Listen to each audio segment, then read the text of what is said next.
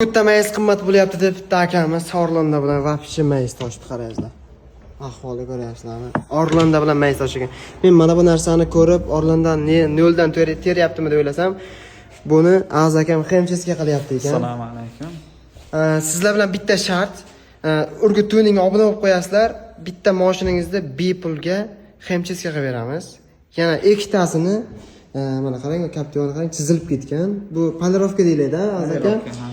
Ikkita mashinada 50% skidkada, 50% skidkada polirovka qilib beramiz. Ya'ni $100 bo'layotgan bo'lsa polirovka xizmati $50 dan qilib beramiz. Faqat obuna bo'lib qo'yasiz o'sha akamizni profiliga.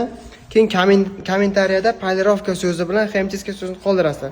Kimda omadi bo'lsa, qanaqa mashina bo'lsa ham bepulga xemcheska qilib beramiz. Akalar. Manzilimiz Urgut tumani, yo'lda aytib o'tasiz. G'osyo'da Lesnan shkola maktabi ro'parasi. Qo'shimcha ma'lumotlar uchun pastdagi raqamga murojaat qilishingiz mumkin.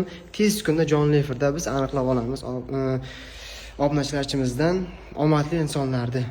Bosamiz jigarlar, bu videoni mashina bolaga tashlab qo'ying.